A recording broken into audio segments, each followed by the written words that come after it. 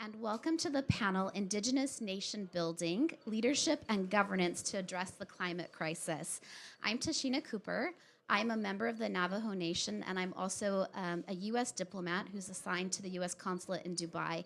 My participation today in moderating this session is not on behalf of the United States government, but is in a personal capacity and also based on my membership in the Navajo Nation. We are joined today by three expert panelists, and I'm pleased to introduce them to you. First, we have Javier Kinney, who is the Carbon Projects Manager within the Natural Resources Division of the Yurok Tribe in California.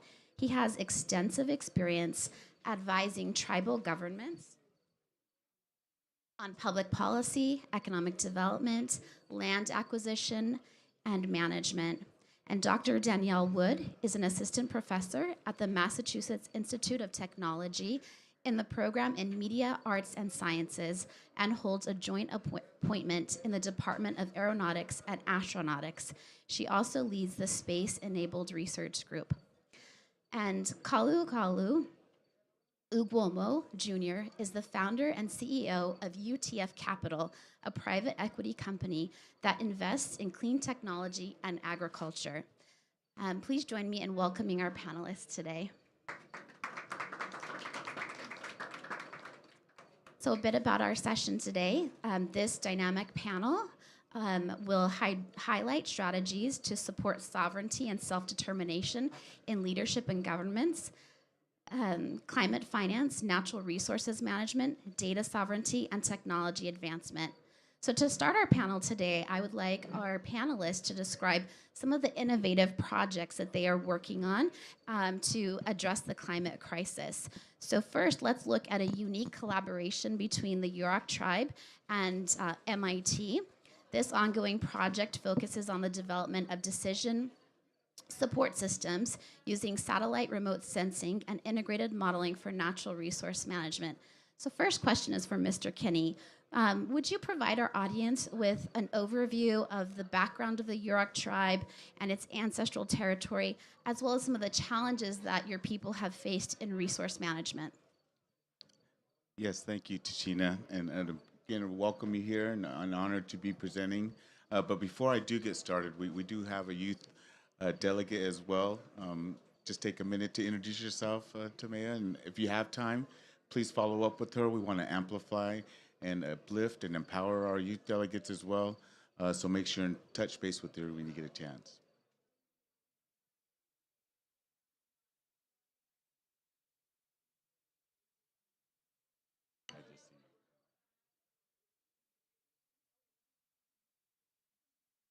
Thank you, Javier.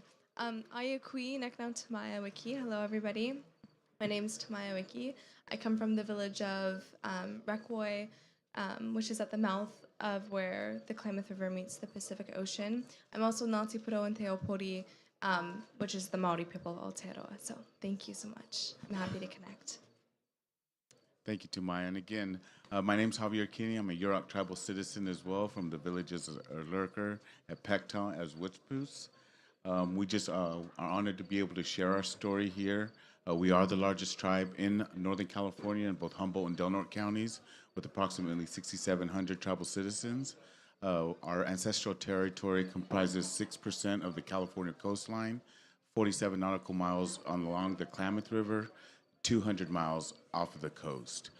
So I'm in the Natural Resources Division.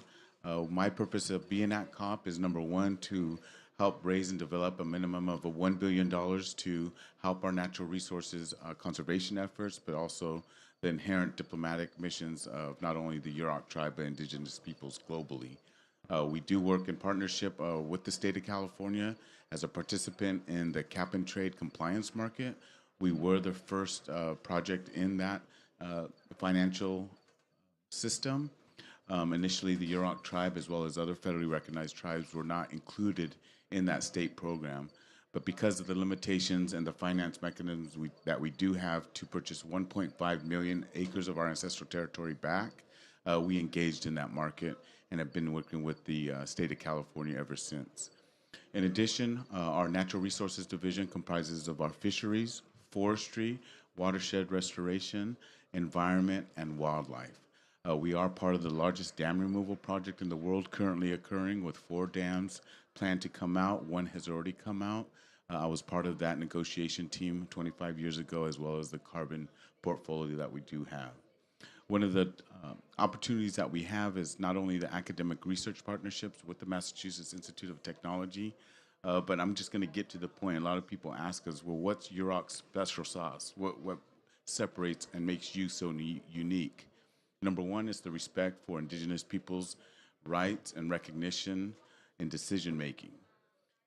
Dr. Wood and the love and respect that she has and the passion for not only in the space community, but introducing the Yurok tribe and our students with the pipeline as well as the technical expertise to engage in that. We've just started the most advanced LiDAR technology on the West Coast as well, first owned by a tribal government, but also being able to aspire to the data sovereignty where we're holding that data for federal, state, local, and private industry. But that's an overview, Tashina, and again, would be happy to answer more questions Yeah, thank you so much for that overview. So I understand that the Yurok tribe has made some considerable gains in carbon sequestration projects within your traditional forests. If you can describe for our audience, what is carbon sequestration and how has it benefited the Yurok tribe? Well, for us to reduce the emissions, it's again not the all in be all, but it's one variable for our climate crisis solutions. The indigenous ecological knowledge also partnered with scientific validity as well as research is what's going to be able to help solve that crisis. There are no climate crisis that's going to be solved without the participation and decision making of indigenous peoples. So Danielle, if you'd like to share a little bit about how we've been able to do that, we'll make sure and include. And again, we're honored to have Kalu, who is also another brother. And so we wanted to give a diverse perspective of not the Yurok tribe, but the other areas and spaces that we're engaging in. Fantastic, thank you. The last question that I have for you is how did your relationship with MIT come about? And then after that, we'll have some questions for Dr. Wood as well. Wonderful. Thank you, Tashina. So I was presenting at a conference, at a SOLVE conference at MIT. Was honored to be able to listen to Dr. Wood give her presentation. And it was immediate of not only the synergies that she was engaging in, but we saw the uplifting and empowerment understanding that she brings not only to Indigenous communities, but the space. So I was not only motivated, but she came out to the Yurok Reservation, attended our ceremonies, spoke with at the time we engaged with the Girls Who Code organization, but getting, again, our youth not only within STEM, but coding and programming.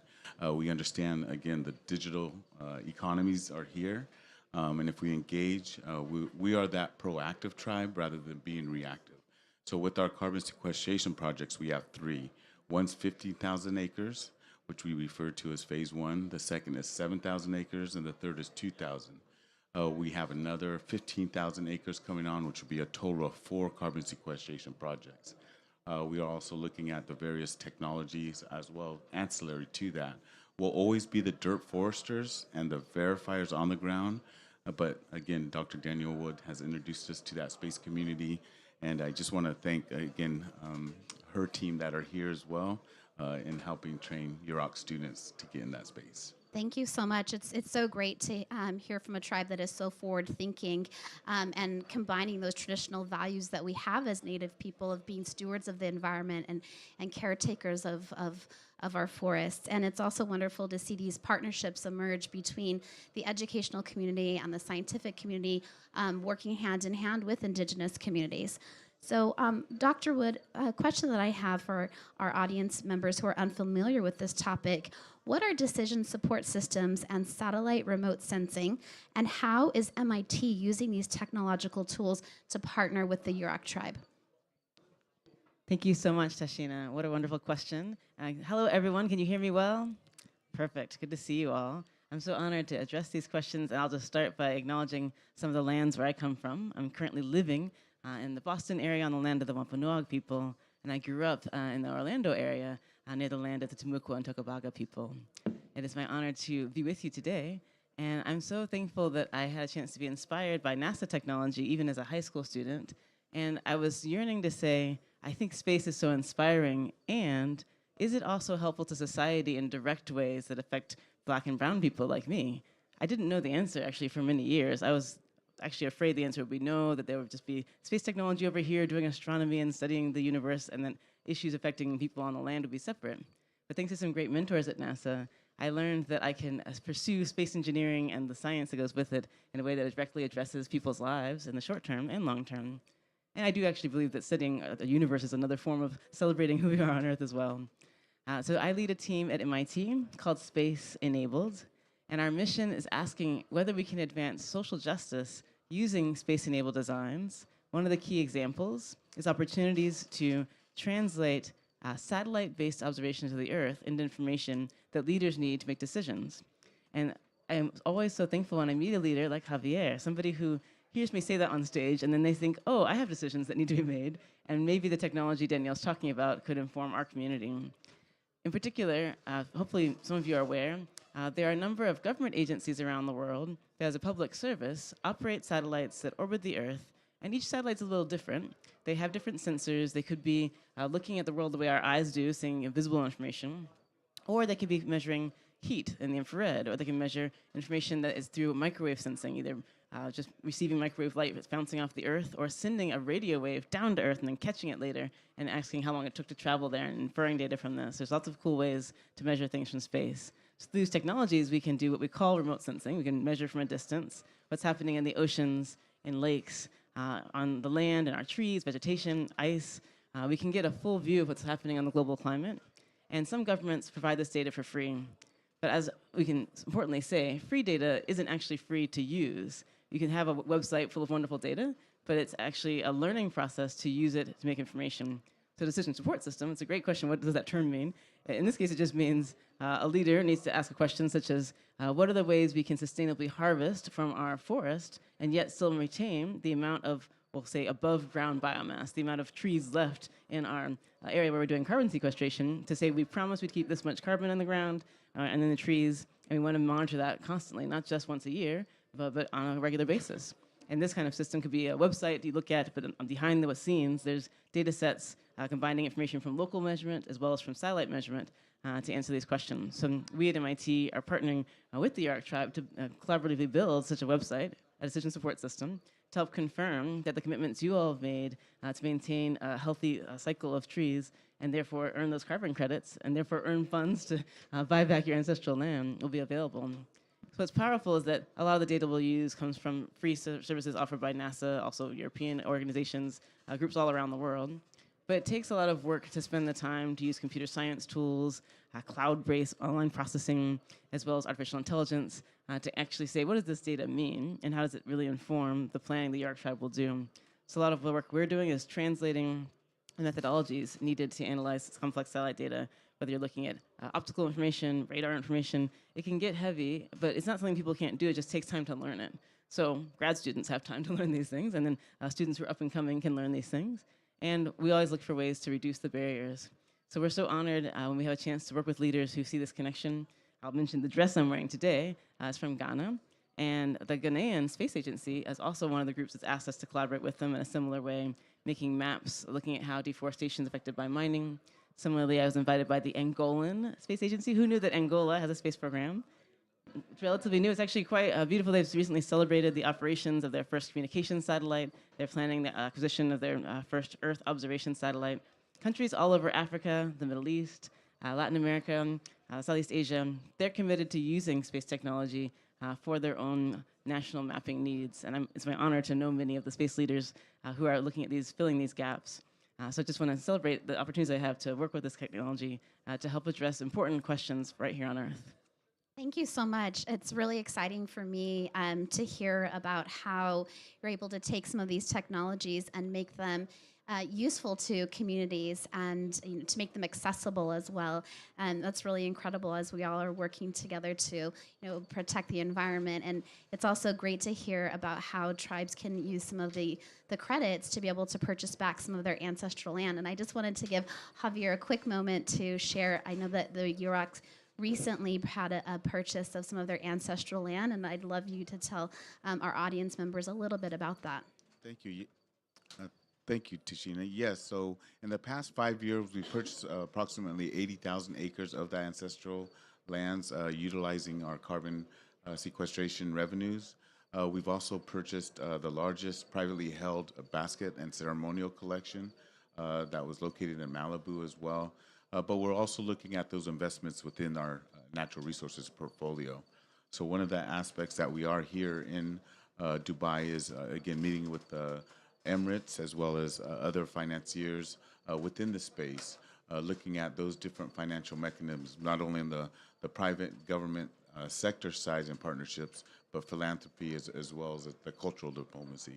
So those are the types of ideas that we're having, working with our, again, academic partners, which MIT is one, again, the Yale School of Environment, Business, as well as Forestry, Stanford Law School, UCLA Law School as well. So we're creating those case studies, working cooperatively and sharing the story with the state of California and the Yurok tribe, and making sure that exponential growth is there to, again, purchase that 1.5 million acres back. Congratulations. That's amazing. Did you have Can I something just to respond? I think the congratulations is it. Can you all give a round of applause? Because this is good news. I think so much of what we talk about at COP are sad stories and things that are discouraging. To pause and say, here's a tribe. I feel these strong feelings when you talk about buying the land back, because you shouldn't have to pay for it. And yet, you said, well, in the short term, if we want to have our land access, we will find money and move the wealth so we can have the land. So even though I wish that buying wasn't required, how exciting that you're able to make those moves. So thank you all for that moment of celebration, because hearing some good news this week is really important. Yeah, that's amazing. Dr. Wood, can you tell me some other examples that you're seeing of technology contributing to Indigenous nation building? Thank you so much for asking. It gives me a chance to talk about my collaboration with the Navajo Nation, the Dene people. We're just meeting, but I want to just say thank you to your people. I think I'm always so grateful when I work in partnerships with other governments, Angola, Ghana, with Dene, and with Yurok. It's because someone invites me. I try to be a good guest. And so I'm so thankful to also collaborate with Navajo Nation, in particular, in the category of education. I'm honored to work as a second-generation leader of a project called Zero Robotics, and this is focused on teaching children, youth ages from 12 up to 18, also university level. We teach them coding, but we inspire them by encouraging them to code robots that are located on the International Space Station. And I think this skill set is not just about the fun of a cool event with an astronaut, it's also the fun of thinking, if you know how to solve the problem of writing a code and operate a robot, there's so many things you can do, really anything. And so we're lucky that we work with different teams around the US, and in particular, thanks to NASA really emphasizing the need to fund tribal serving institutions, historically Black and Hispanic serving institutions. They have special money set aside for that. And so we asked Navajo Nation, would you like to help us build a team and look for funds that are set aside really to serve your community? So we have a project across MIT. Navajo Nation has the Navajo Technical University. To shout out, it is the first tribal university in the US context. Exactly, in Crown Point, New Mexico. And they particularly have, I want to say the first one to have a accredited engineering program. So they're teaching electrical engineering to their community on site. And we're also working with the Cal State University Long Beach. And when I say working, the idea is to think about how to offer this program nationwide, but also particularly to those communities. In this case, urban Hispanic students and quite rural Native American students who have to sometimes travel, sometimes hours to get to the places where internet access might be available through a school or the university. So we've been thinking about how to adapt our program. But this year we indeed had about 500 students across the US, including several from the Navajo community, and also Hopi and Zuni nations nearby. And they were able to learn through our educational program to write code in C. And my graduate students tested the code to make sure everything would work perfectly. And on one special day, we had a NASA astronaut on the space station hosting a live event where the students' code is transmitted electronically to the robot, downloaded to the robot, and we're all watching as they play an electronic game through their code. And all the code worked. Every student's got to see their code work. So we were so excited. And why is this nation building? 2 levels. One is that computer science, as you mentioned, is just one of the tools that people will need in professional jobs in the future. And 2, that we're thinking about the team building, the problem solving skills, and the sense of leadership that you have to form to have a team of youth to solve a problem. And so we hope that feeds into these other opportunities. While I was visiting Navajo Nation at Navajo Technical University, they also talked about the engineering projects they're doing locally, based also on local knowledge, to ask about local challenges, such as how to think about air quality, indoor air quality in homes, or how to think about ongoing concerns due to nuclear waste issues in the broad region, mining waste. So we have real concrete things where these sort of, we might say, fun engineering things we're doing, but they're feeding into a bigger type of problem solving. So my whole goal is to think about how technology of all these kinds translates back into true progress from what people want in their communities. Thank you for asking. Thank you so much for sharing that. I had no idea that that was happening. I actually grew up in Crown Point, and I have an auntie who works at the tribal college, and my mother is a teacher in the town very close by. So I'll have to connect you to her. So that's really exciting and warms my heart actually. So thank you for sharing that. Now I'd like to move forward to talk about financing options. And so, Mr. Ugwomo, how can Indigenous groups partner with the private sector to advance environmental goals? And do you have any advice on how these groups can obtain financing for their projects? Good evening or good afternoon. What time is it? I can't remember. One example of indigenous groups partnering with private sector is we have a company called UTF Capital, and one of our flagship projects that you'll hear about probably first quarter next year is going to be one of Nigeria's first future cities based around agriculture. It's a 33,000 acre agriculture city in Benue State, which is the breadbasket of Nigeria. It's in the Middle Belt, which is really one of the focused agro-processing zones. If you haven't noticed or you haven't heard, there's about 6 or 7 agro-processing zones that the World Bank, the African Development Bank, and the Afrexim Bank have pledged about $1 billion to. We have raised close to about $300 million for this project. It's going to be a full scale agro-processing zone: milk, meat, cheese, maize, rice, everything. And one thing that we're doing is we're going to be harnessing direct air capture for a cold chain. So one big problem in African agriculture is cold storage. Food perishes way too early, way before it can hit the market for export or even local use. The land in Benue State is at the heart of the farmer-herder crisis. There hasn't been formal ranching in Nigeria for many years, so you have herders who go from different towns, different cities, clashing with local farmers. So now what we're doing is we're introducing ranching on this land, and we're going to be working with the local communities in Benue to create this agro-processing zone where everybody can prosper. So that's one way that we're working with indigenous communities to help them develop their local farming practices and bring it into a more organized process. Fantastic. That makes sense. No, that's great. Thank you so much. It's wonderful to hear about how the private sector is partnering with these communities around the globe to address these concerns that are so pressing. So thank you for sharing that. What advice do our panelists have for Indigenous leaders and others on addressing the climate crisis? Well, the Yurok tribe takes very seriously the differences between consultation and decision making. So I think one of the challenges is, again, whether it's development, whether it's cultural programs, whether it's litigation, across the board, there's ways to partner with tribal governments as well as indigenous communities at the onset. Again, the bilateral aspects of recognizing that inherent sovereignty, recognizing the importance of the economics between the economies and the interchange of that.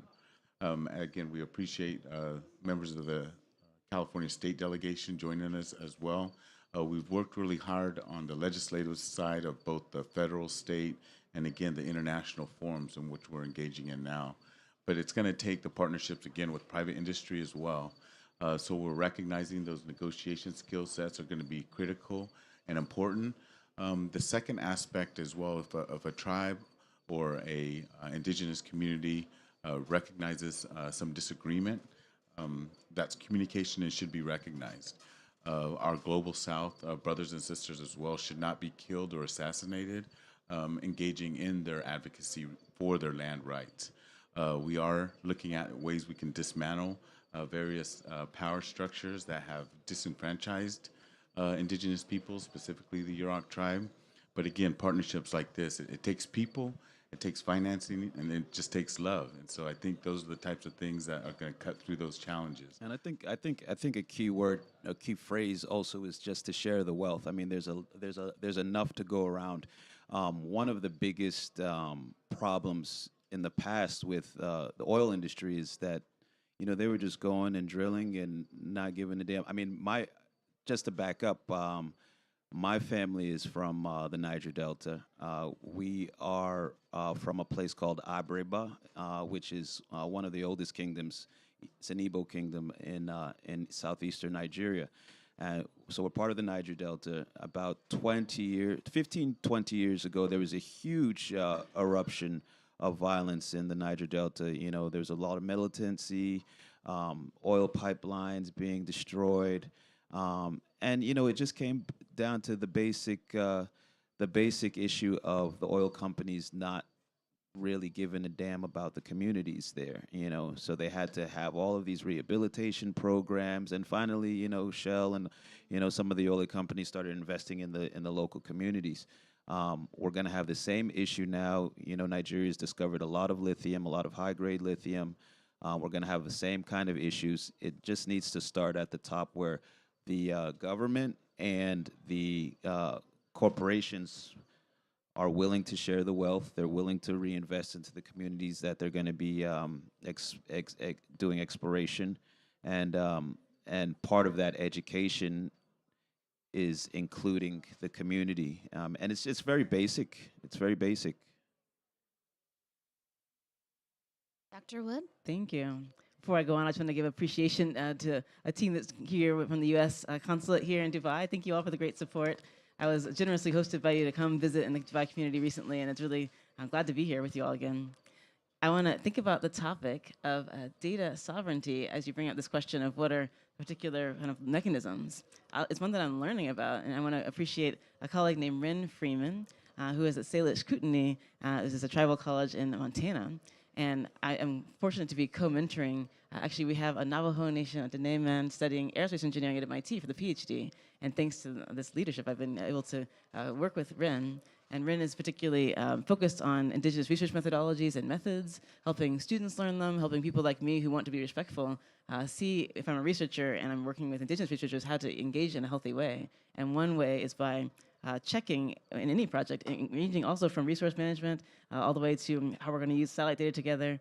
I should be checking what are the values of the indigenous community I'm working with regard to their data sovereignty, and how do they want to create particular rules, procedures, security questions that let them kind of control things more by protecting data, and sometimes being willing to not receive data that I may ask for, and other times be willing to say, you know, how can we use technology to support your data sovereignty needs? It's a complex question. I love this question sometimes you ask, which is, if NASA uses their satellite data to monitor Yurok land, how could one contribute to Yurok data sovereignty in that context? It's not an easy question, but it's one that we want to keep exploring of what does it mean to find creative ways over time to support the effort toward data sovereignty for communities and for tribes and for other indigenous regions.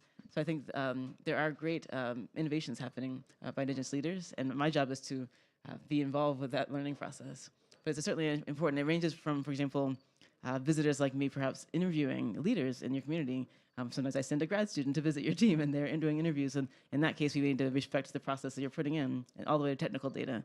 So there's all kinds of data that needs to be addressed. But data sovereignty is one way to also ask who gets to control resource and who knows where the resource is and who's tracking it and who's monitoring it. So I wanted to bring that topic. And I think that's a great a place to start, you know. And I want to invite you as well to the project in Benue State and see how we can help each other through resources, because that's a great place to start. Yeah. Thank you. So I wanted to share with our audience, because it keeps coming up, tribal colleges and universities. So there are 32 tribal colleges and universities across the United States. The first tribal college was established in the 1960s by the Navajo Nation, and the purpose of it was to overcome this past history that our people unitedly had with a very oppressive system of education run through boarding schools, where our people were stripped of their language and their culture. And so this was an effort for Native American leaders and educators to reclaim American Indian education. And so tribal colleges are actually doing some really innovative work in their communities. And I'm glad to hear that Dr. Wood has visited many of these colleges.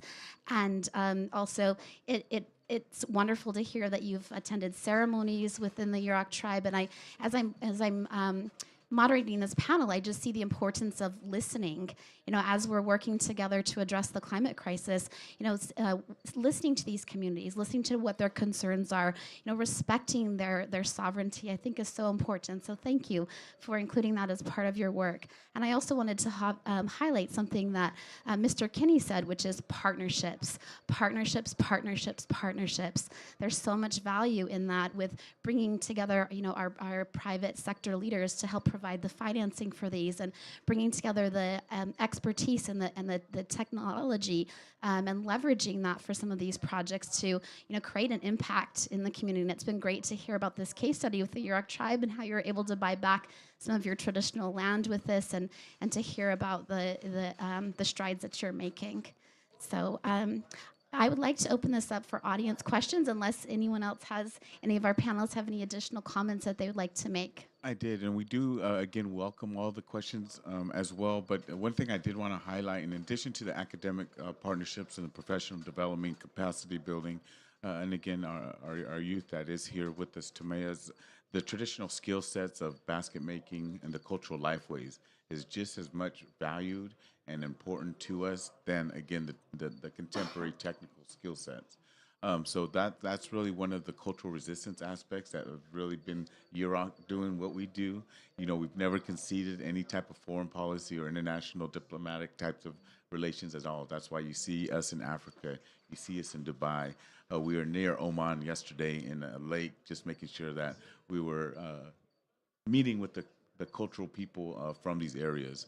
But with that, I just wanted to point that out. So I do want to recognize Chief Gary Harrison as well from Chickaloon Village in Alaska. Please also follow up with him as well. So you're seeing that trend of not only governments, but private industry looking towards Indigenous leaders, Indigenous youth, for that insight and perspective. But we welcome all the questions. And again, those Maybe before we partnerships. open up for questions, I just wanted to ask Javier one more thing. Maybe you can tell us, Javier, why do you think it's important for the Yurok tribe, but also other Indigenous communities from across the globe, to have a presence at COP and within discussions in the global arena about addressing climate change and the climate crisis? No, thank you, Tashina. And again, the portfolio approach of the Yurok tribe is not just COP. So we'll be at the World Economic Forum in Davos in January. We'll also be in Oslo at the Tropical Forest Forum, as well as our Governor's Task Force in Peru. So we're engaging in these spaces, number one, to network, but also the professional skill sets and the importance coming from California, the fourth largest economy in the world. That's why the partnerships with our federal family, we appreciate that. But also the support, because what benefits the Yurok tribe benefits the state of California and the citizens, also benefits U.S. citizens. But again, the global citizenship, as we look at not only climate crisis, but the solutions to that, we have to look at that in a humanity way. Yuroks, again, help heal the world and balance the world every year and every other year in our world ceremonies, world renewal ceremonies. But those are the types of things that we have to do.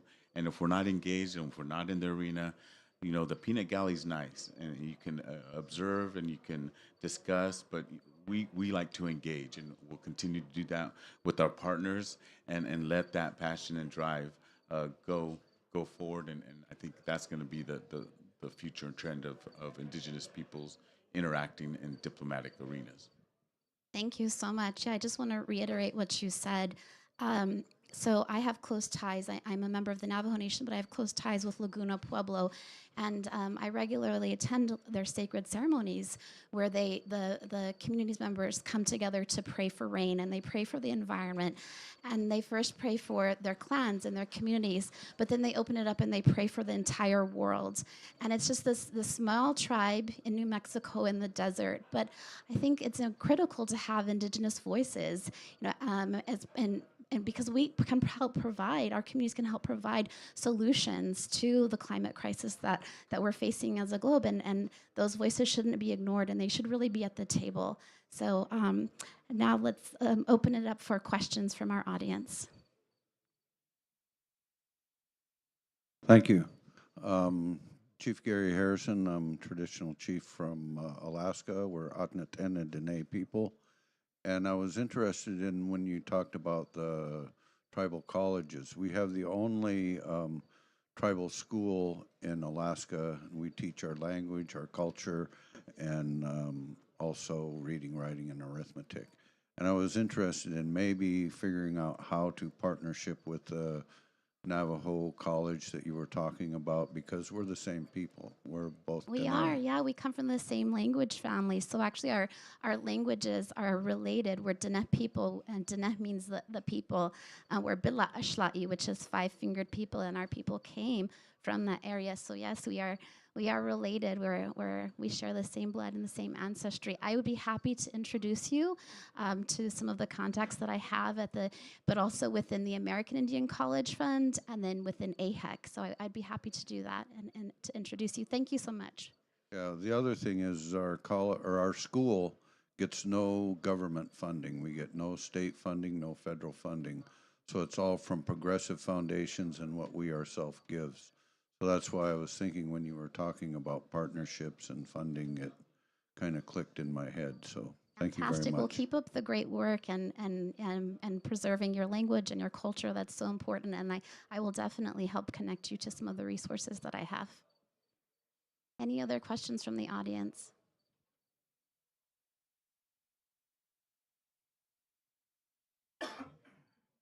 Thank you. Hello. First, I want to say hi to Danielle. I don't know if you remember me. I used to work across the hall from you in the Fluid Interfaces group.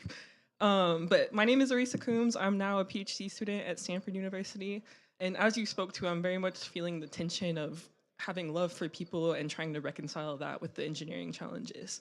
And I'm gravitating towards community work. That being said, you mentioned taking a top-down approach when it comes to, extracting resources and using them for the technology that we do need. And I'm curious how that sits in conversation with more of the grassroots-led movements of Indigenous peoples and so on. Well, how does that sit with the grassroots movements? I mean, for instance, I think there needs to be more of a conversation around sustainability when we're talking with the grassroots or local peoples. Take Nigeria, for instance. The first thing any local person wants to do is get a contract to drill oil or get a contract to extract, because it's the best way they can get out of poverty and the best way they can make their family get out of the situation. There's not this conversation or emphasis on sustainability and how to do it the right way, how to do it in an equitable way, how to do it in. So I think that's a missing piece that really needs to be plugged into that conversation. It's not a bunch of guys just sitting around and saying, woe is me. It's a bunch of guys sitting around and families sitting around saying, how can we make the best use of what's under our feet? And I think the conversation needs to change in how to do it in a more sustainable way. I'd love to build on that. It's a great question. Nice to see you. And I think I can give an example. Again, the rest coming from Ghana, I want to give full appreciation to my Ghanaian collaborators. Another great example And the reason is great. I have to just appreciate that when Javier first saw me speak, I only spoke for about 5 minutes, much shorter than today. And he quickly sort of solved me right afterward and said, I'm inviting you to the Yurok land. And I didn't even know exactly what was going to happen, but it's led us all the way years later here. Similarly, in Washington, D.C. in 2017, I met a leader from Ghana's Statistical Service, the team that collects data, again, back to data sovereignty. And he had come to a space conference called the Group on Earth Observations to say, I'm calling on people who know how to use geospatial data. Our country right now, at a top-down level, is interested in improving our management of mining. Ghana is a country that has gold under their feet, and it's known, and community members do and traditionally have done small-scale mining, and I want to appreciate their right to do so, especially in their own land. So traditionally there had been small-scale folks gathering and using simple equipment locally to do mining, which I think makes sense. But unfortunately, there had been an influx of not just small-scale, like human-powered mining, but of large-scale equipment brought in, probably with international money. And so that became concerning, right? So that there's an influx of major deforestation happening, but not regulated. And of course, there's the legal mines that are also operating. So Ghana, as a government team at the top-down level, is saying, okay, multiple agencies are going to be involved: the Space Agency, the Statistical Service, the Environmental Protection Agency, to figure out what is the proper way to do the mining, and how we try to help both the small-scale and the large scale, ideally to be done in a way that's legal. And I think there's an advocacy community for small scale miners have associations. They come together and say, we want to have the right to do the small scale mining, but then what would be the best practices to recommend? And so I have a chance to be invited by the Space Agency to come, and we're using NASA satellite data. We have a grant from the federal government in the US to pay for our US team to work with this agency there and think about ways to use technology to help monitor. But it's really up to the local communities, all the way from the associations of grassroots people coming together to advocate for the rights of small-scale miners, as well as the government to say what would be the best practices we recommend for safe mining that doesn't deforest unnecessarily and doesn't cause pollution. So I fortunately was able to drive recently with space agency scientists and economists from the Statistical Service, and we drove around with the driver who's a local chief, and he drove us around to see examples of mining in the field. And we met, on one hand, fishers whose water is now polluted because of large-scale illegal mining, and they cannot fish in the same areas anymore. Drive up the river and we meet the people who are doing the mining. They were kindly willing to talk to us. And it's just a question, right? We don't want to block people's livelihood, either the fishers or the miners, but we do want to figure out how the river and the trees can be healthy over time. But I think it requires the combination of the grassroots coordination with the high-level resources that the government does have the job to protect everyone's safety. So hopefully they come together. And I've seen a great example of this also in West Africa. Between Ghana and Nigeria, we have Togo and Benin. And another project that NASA's funded with our team is to work with an entrepreneurial company, partnering with national research institutions and government agencies looking at water resource management. If you're in the city of Cotonou in southern Benin, a major water source is the Lake Nokwe, as well as nearby rivers, and many people's livelihood for fishing and for local trade depends on this. And really, we need both. We need the entrepreneurial company who's creatively using an invasive plant to make a product that absorbs oil pollution. But you also need the government team funding research, and you also need the enforcement team in terms of water management and quality. So hopefully, it's not either or between the grassroots and the sort of top-down work. Hopefully, they come together. And I see great examples. I think people often will complain and say, well, the top-level folks are just corrupt, and the lower-level folks are just doing the short term. But no, I see counter-examples of grassroots creativity, partnering with sort of the formal leadership structures, and I think it can happen, and I see it happening in Africa. No, I thank you for the question as well. So, when you speak about Yurok tribe and the natural resources of not only our ancestral territory, but again, the assertion of jurisdiction and that diplomatic aspects, I think one is going to take our youth. Again, my daughter's a senior at Stanford as well, my son at UCLA, again, Tamaya's at Yale. We just met. Again, I went to the Qatar Pavilion today. So this idea of indigenous peoples being this niche little area of whether you're grassroots, direct action, that's who we are. But we're going from an extractive economy to a regenerative economy. We look at the celestial, terrestrial, and mycelial networks and how we're going to be able to engage those in a sustainable way. So we are those people. Now, there are differing perspectives of the carbon markets. There's, again, it works for us within those decision-making and sovereign decisions, to obtain that finance to do that. But that's not enough. And again, it's not the end-all, be-all, but we have to come up with those, again, federal communications and partnership our state partners, and private industry. We hosted about 30 delegates from around the world prior to the Global Action Summit in San Francisco. We'll be in Brazil again for COP30, and I think it's just announced where we'll be next year. But those are the types of things is continuing those principled approaches, making an action-oriented strategy. But at the end of the day, we're not going anywhere. So we're going to continue those effective tactics.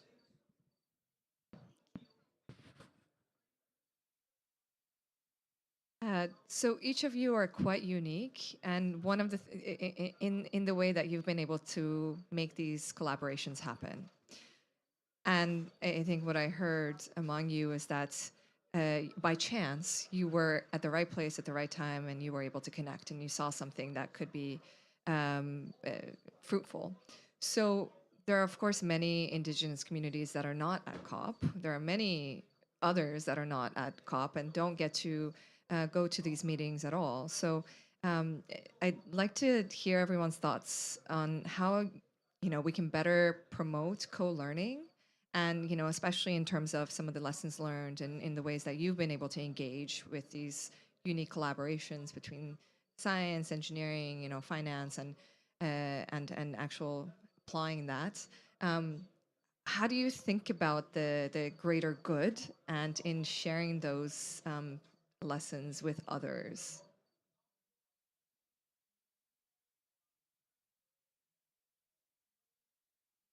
How do we promote co-learning? Well, my dad was an educator. My dad is a chief from Abriba Kingdom, and we have a really unique system of um, uh, oral tradition. We have a really unique system of organization. Um, for the past, I'd say, 60 to 70 years, I said 60 years, we've had a really strong migration from West Africa throughout the rest of the world. One uh, particular reason was because of the Biafra War that happened. That was kind of a forced migration. But since the war, the Abriba Community Improvement Union, which is a local union of it started out as a union of blacksmiths, um, created, I think it was in 1933, um, has a very, very, very, very strong organization. Um, I don't know how you want to classify it, but they're pretty much present in every major city around the world. So the tradition goes wherever an Abriba man travels to, it's their duty to set up a chapter of the Abriba Community Improvement Union. And from that chapter, they meet once a month. They have meetings. They're pretty much our traditional chamber of commerce. So through that, through organizations like that or organs like that in each indigenous community, I think that's the first stop to introduce new ways of learning, new technologies, new partnerships, new collaborations, and that's the way we've been able to do it so well. We're traders, we're businessmen. We have online groups, Facebook groups, WhatsApp groups. So that's what works for us. I'm not sure what works for other groups, but that's what works for us, and I think it could work for other groups. Yeah, I definitely agree with what you said. Within the Native American community, we're very disperse. Sorry, we're very diverse, and we are from all over the United States. But we all know each other in some way. We all have connections to each other, and unfortunately, our panelist had to leave, but. Fawn Sharp from the National Congress of American Indians does a lot of really important work on a national level, bringing together tribal leaders from across the United States on a variety of issues, including environment. And so I think that it's really important for these, national organizations that already exist. NCAI has been is the oldest and largest Native American organization in the United States. It's been around since the 1940s, and they have taken a great leadership role in bringing tribes together. To promote that learning and to share those resources. But I think that it takes collaborations with some of those, or with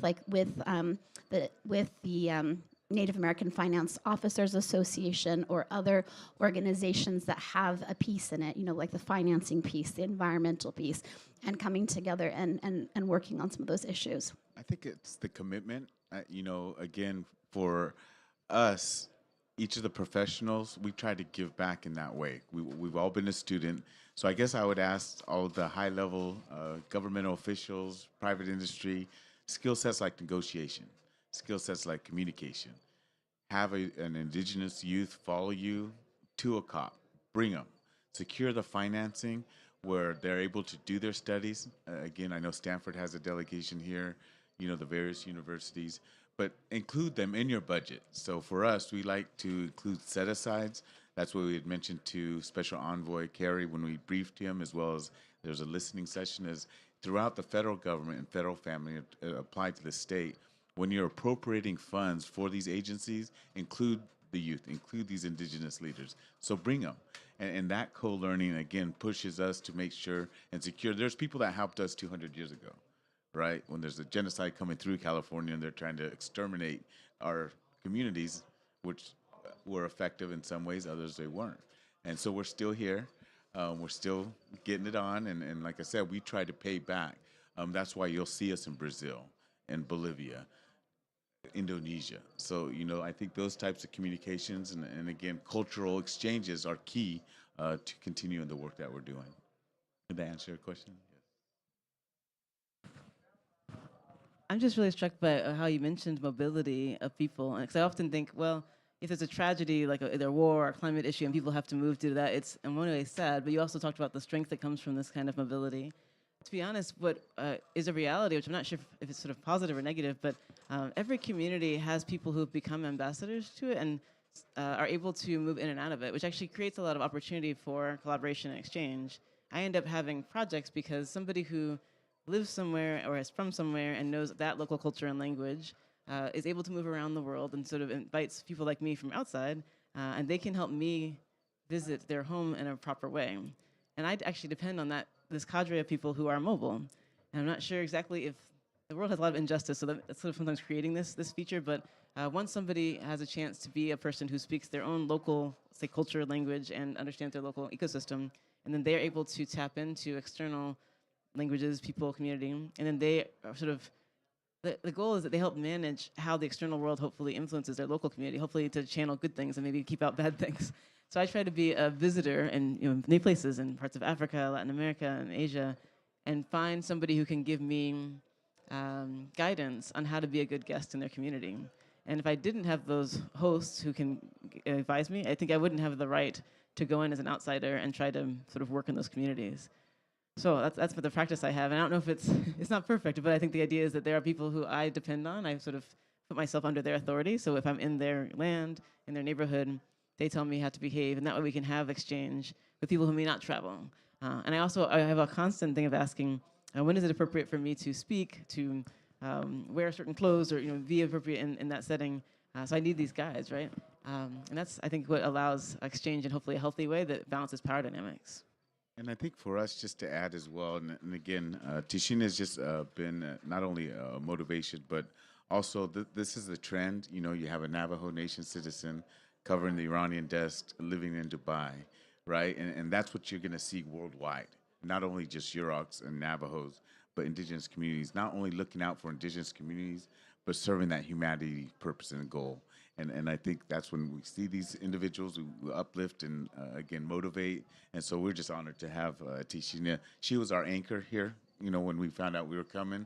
No matter how hard, again, the time differences, but that's the type of collaboration and co-learning is dropping in, like, where do you get your exchange currency, right? When we're having tribal leaders come in, she helped not only problem solve, but be effective in our amplifying voices and being here and present. So thank you, Tashina. Hi, my name is Megan Gregonis. I'm the United States Consul General here in Dubai. So I'm the lead U.S. government representative in Dubai in the Northern Emirates. We are so proud to have Tashina as a member of our team and also as a representative of the Navajo Nation. I have a comment and then I've got a question, and it builds on the really great question on co-learning. So my comment is on the Pacific Island nations, how stronger they became when they got together to really raise the alarm bells on the rising sea levels. They became a much stronger voice when they were working together. So my question for you is, how are the Indigenous communities uniting to have a much stronger voice in COPs or other international fora to really ensure that the interests and equities are listened to and addressed? We're always stronger working together. Partnership, I think, has been a theme of the discussion as well. So my question is, how are the communities uniting throughout the world to really advance shared interests? Well, for for for our groups, I think there needs to be a lot more effort to mobilize. I mean, on a federal level, the countries, say Nigeria in particular, the countries are participating, but the indigenous groups and tribes, need to do a better job, I think, because I mean they're the ones who are on the grassroots affected. The federal government does the federal government thing, but I think there needs to be a better job actually. So it hasn't been great. Thank you for the question. I can give an example that's slightly different, but it circles back. The context that I'm most active in is within a United Nations committee focusing on broader space policy, and it's called the Committee on the Peaceful Uses of Outer Space. But it's one that has representation from about 100 countries now, and what's great is that members can join anytime in the life of the committee. And so I've seen, for example, more and more participation from every region, from Africa, Latin America, Asia, all around. And so now I think the committee represents the world pretty well, even though it's not all the nations. And there are effective regional blocks. The committee, this particular one is by consensus. So when you're in the meeting setting, if any one member says, I disagree with what's going on in the report, actually everyone has to pause. But in order to prepare for those moments of possible tension, I really appreciate, for example, seeing all the African countries, they gather together well in advance, they coordinate and figure out something that they can agree upon. Same with some of the American regions, same with other groups. So, and then they would say, oh, do we, the African countries, need to coordinate with, for example, those from Europe as a group? And so there are these good models where, in this case, they're professional diplomats, but it represents a broader community where in order to get something done that will serve a broader global community, for example, in this case, how space data sharing can support climate change efforts and the sustainable development goals. That's what they're trying to work on. So I do see effort, and it has come from long practice, meaning it's because some members, I think in South Africa, for example, they are a real driver of the cooperation. I'm talking about behind the scenes coordination where people are texting each other from delegation to delegation so that when the formal meeting comes, actually people know what's going to happen because they've already prepared and they've tried to iron out confusion about language and figure out the best ways to go. So I think there are settings where it's working well. I just want to appreciate this United Nations meeting. It happens in Vienna 3 times a year. And you do indeed see regional blocks that then help to make sure that at least regional interests are being addressed. So it means we can try to keep copying that kind of issue. But I will say I struggle sometimes to ask, what are the opportunities? For example, I give advice to the government of Bermuda on space policy. And Bermuda as a country, how many of you would picture them as their own country, right? Yeah. But they're part of the UK delegation in these settings. And I think, oh, okay, so then what are the opportunities do they have when they want to influence what's happening? They have to then convince the UK delegation first, and then that would be their voice. So sometimes I think we have to also include informal ways because the colonial heritage continues, so that some voices as a whole country, for example, are still muted. So I think there's work to do. I think one of the things, again, is just a cultural resurgence, is really bridging a lot of these indigenous communities together.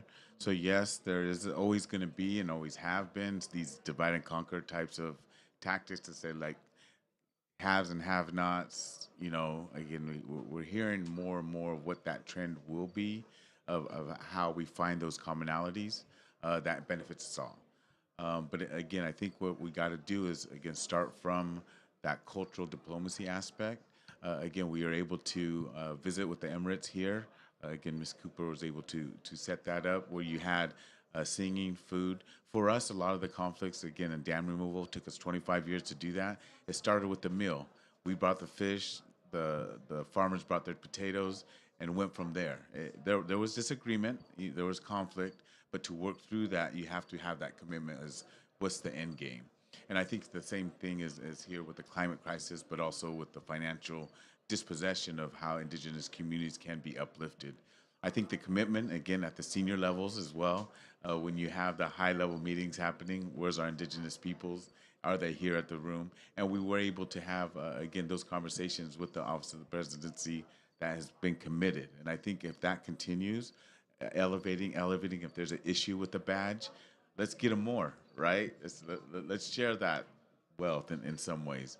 But I think that's what we're committed to doing, and it works out. It may take time to do that, but when you have that commitment, and again, Indigenous peoples are not going anywhere, communities are going to continue to be there. I think it's that type of love and respect. Again, as mentioned earlier, there's challenges. Don't get me wrong; it's not all hunky-dory story that we can tell, but let's work through those conflicts in a respectful and diplomatic way. Thank you. I really applaud your commitment, and I applaud that you're here with such strong voices and you're collaborating together as well to ensure that your voices are heard. So congratulations. Thank you. Thank you. Thank you. Okay, I think we are finished on our time. So I want to thank our panelists today for joining us and for sharing their experiences, their expertise, and sharing this really great case study with us about what can happen when an Indigenous group partners with education, technology sectors, and also financing. You can make some great progress on some of these issues that are so important to not only the communities but the rest of the globe. So thank you so much for joining us today. Thank you. And we will be here. We want to be respectful of the, again, incoming, but we do have a lot of friends here as well. So if you could stick around, we'd like to follow up with that. I think we have some photo op opportunities. So thank you.